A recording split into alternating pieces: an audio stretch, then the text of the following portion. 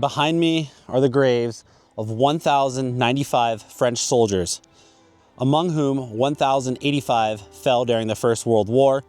10 of them fell during World War II in 1940. I didn't plan to come to the cemetery. We drove past it and saw it and decided to pay a visit. So let's check out the cemetery together and see what we can learn.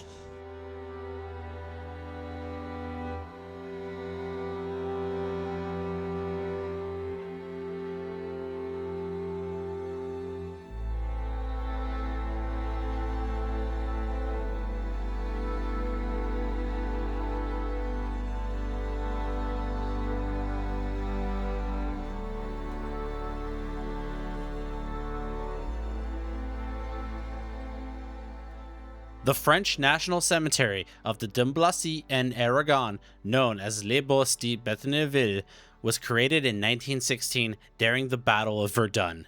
It is here because this part of the Verdun battlefield saw heavy fighting on the western side of the battle near places like Mort-Homme and Hill 304. Later, the cemetery became a place to gather and honor men who had first been buried in smaller wartime cemeteries nearby.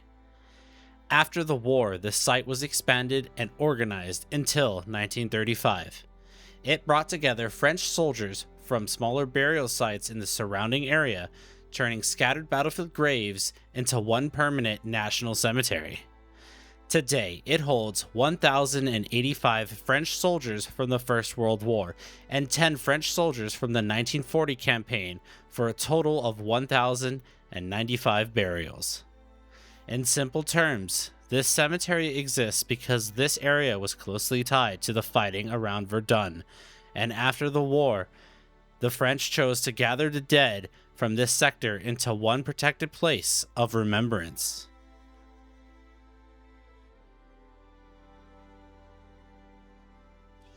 So according to the sources that I just read, this cemetery here is the location of a former battlefield hospital.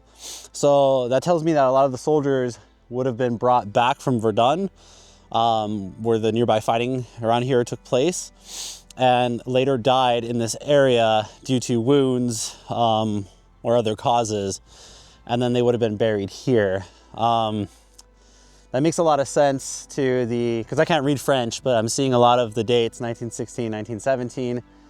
So one striking detail about the cemetery is when you come to the top of the hill, you'll see that there's a memorial to the 24th Dragoon Regiment.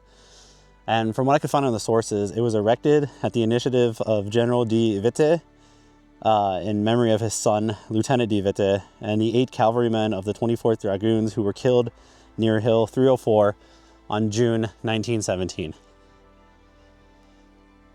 So you come up here and you can see the inscription at the top for the 24th Dragoons.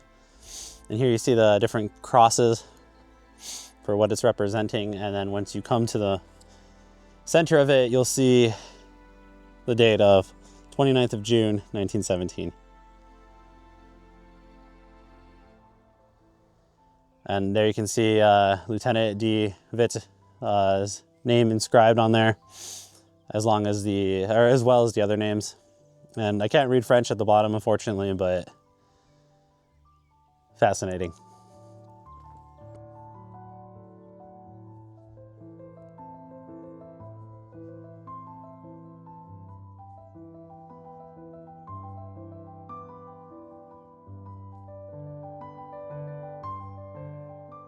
So I've been to several different cemeteries for several different countries, including the British, the Germans, the Americans. But this is actually the first time that I've witnessed a French cemetery. And I find it quite interesting. It's really interesting how each nation has different concepts to honor their war dead or to remember their war dead. Especially like here in the French cemetery, the layout. So, they all have a single headstone, a single cross for each individual.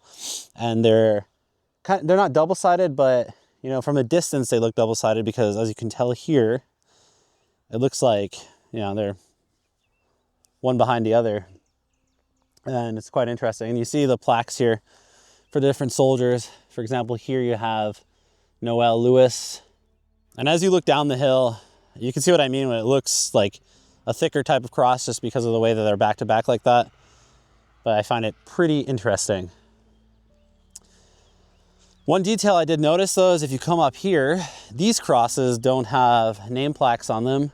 If you notice here, we got a new plaque that has a different kind of design compared to the older ones. And I mentioned that the row behind me was missing the name plaques. So that's probably what's going on here, is that they're trading out the plaques for the newer design. Like for here we have Pâté Charles. Excuse my French, but it says Mort pour la France in 1914, 1918.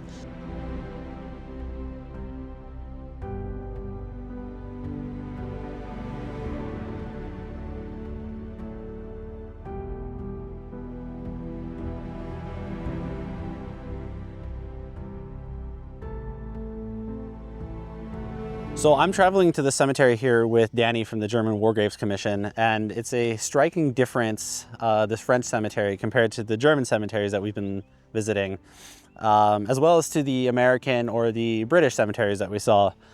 So I just want to give you guys Danny the microphone so he can tell you from his point of view working with the German War Graves Commission what he sees in the differences and maybe how France remembers their war dead a little bit different than the Germans do. So French cemeteries are designed in a different way. The materials used here are brighter, which is truly a reference to the achievements of the soldiers interred here. They died defending their homeland, their fatherland, against the attacking German forces. But there is one similarity, which is truly recognizable if I'm walking around here. So the concept of German cemeteries is to embed them in the landscape surrounding the cemetery. And this is the same here at the French cemetery. We are standing here in this beautiful French landscape, and this cemetery is really like embedded in this little hill we are currently standing at, which gives him a harmonic look.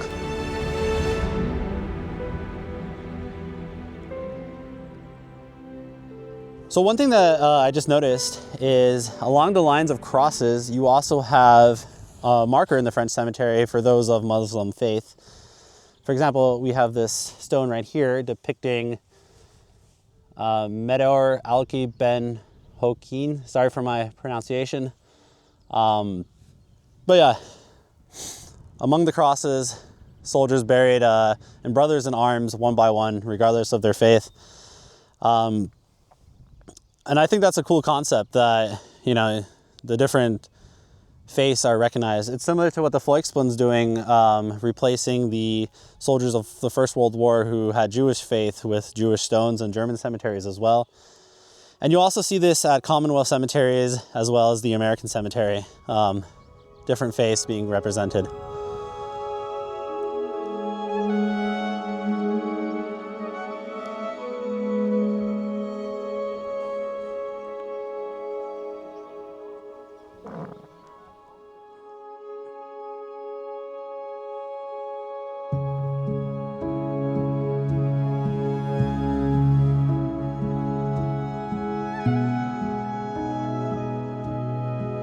So Danny had mentioned how this cemetery is blended in with the nature around it. So I just want you guys to take a look at this really quick. So you see the French flag behind me on top of the hill, and you see it among the tree line. Well, if I flip around the camera, you'll see it's just on the countryside. There's a road along here and a path leading up to the cemetery. And then just up this hill are the memorials of the fallen soldiers who are buried here. So I just want to give a shout out to the organizations that take care of cemeteries like this. For example, I believe this is managed by the French War Graves Commission, just like the German War Graves Commission take care of the German dead. And these kind of organizations are really important for managing and remembering the sacrifice that gentlemen like behind me made. They gave the ultimate sacrifice for their country. That's why it's really important to check out these organizations and to donate to them as well, because it helps preserve the memory and the future remembrance of what happened over 100 years ago. Because once the generations of living memory died out, which already have for World War I, it goes into forgotten memory, and that should not happen. The sacrifices made by the individuals who fought in these wars should never be forgotten, because it's an effort to prevent something like this, the mass slaughter of human lives, from happening again.